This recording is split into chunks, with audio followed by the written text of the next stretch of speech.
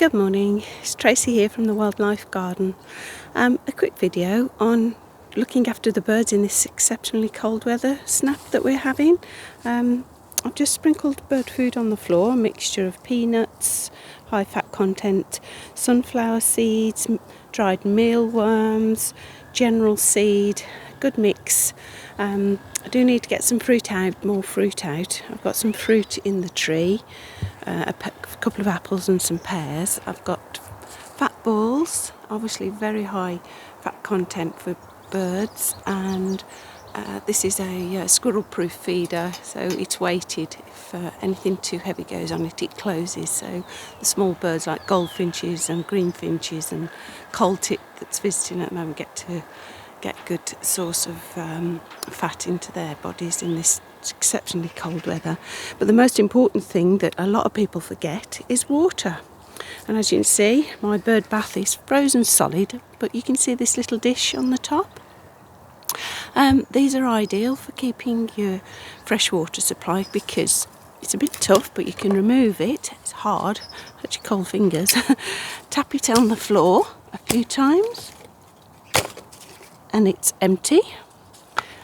And then I bring out a bottle of warm water, top it up, and throughout the day, you can, if it freezes, you can quickly replenish water, which is very short in this cold, dry weather. So there's a handy tip for you for helping the birds during this exceptionally cold weather that we're going to have for the next week or so. Okay, so I'll just show you the pond. I think the pond is frozen today. My granddaughter's been loving scrunching in the leaves. As you can see, I don't clear up anything. I've mentioned this before in the past. All the leaves that have come off will stay. I have collected them in the past for leaf mould, but I just realised the benefits are better for them than for me. I can make compost without leaf mould. Underneath most of these leaves are hibernating insects, and you scrape them up, and obviously you're scraping up those insects too. So I'll try and leave everything. I've cut nothing back. Everything is just as it was at the end of the summer. And yeah, the pond is quite frozen. In the past, if you want to look back on my videos, I've videoed frogs under the ice in the past.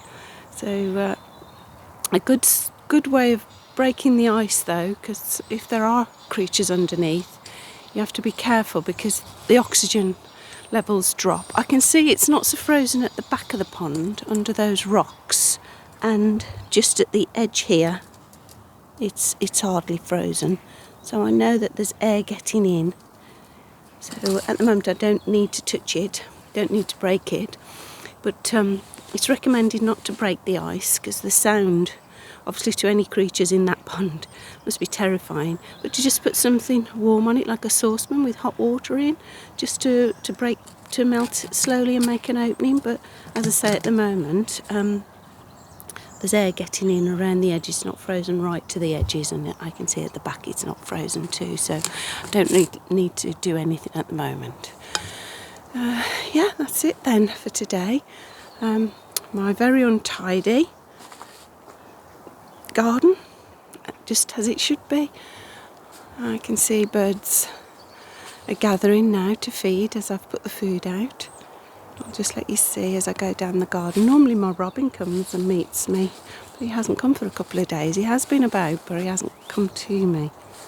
Perhaps I ought to bring that Christmas tree down by the house as it's Christmas. Yeah, so it's a lovely, beautiful day. Look at the birch tree against the last few leaves on the birch tree. Those colours against that sky, fantastic. Lovely, lovely birch tree. We've got goldfinches. That little high-pitched chirruping is the goldfinches. There's a little flock of them at the moment. Starlings are coming and devouring the fat pellets that I put down by the house. So we'll slowly go in, allow those birds to feed. Just pick up my pots. I need to replenish these fat balls now. These have gone, virtually gone. It's a great spot because it's sheltered by these shrubs, so they get eaten quite quickly. So I'll put a couple, top those up in a moment. Well, it's a beautiful, beautiful day. There's a pigeon just come on the roof over there. It's a pigeon that comes to be fed regularly. I don't know where he lives normally, but he likes to come and have a little feed on the bird food. He'll feed out your hand. He's got, or she has got so tame and used to being fed. My neighbour's daughter feeds it regularly now. So he might come down as I go towards the house. It's so cold this morning, my hands are bitterly cold. There's the shed. I need to replace my wreath into the cold shed. Plants that are in here are the pots are frozen. I mean, I know it's a shed, but the pots are actually frozen. You can see even the succulents look cold. This is my food station for the birds, so I need to get some fat balls. I've got a tub of them here. Get a couple of fat balls to top up.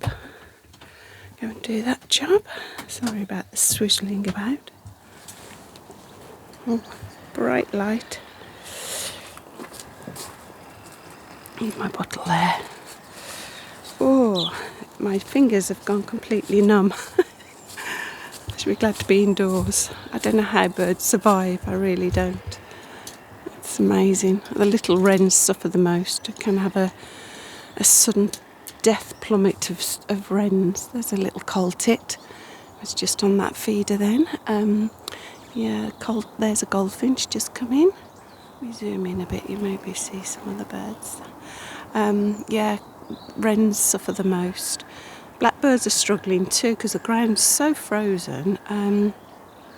Obviously they can't get worms and the kind of soft insects that they eat.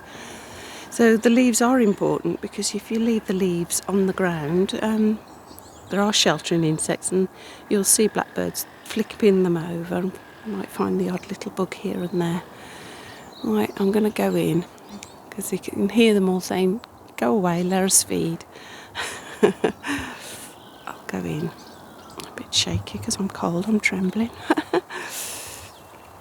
Okay, so yeah, I hope you found that tip with the water handy, and I'll see you in the next video. Keep warm, everyone. Bye for now.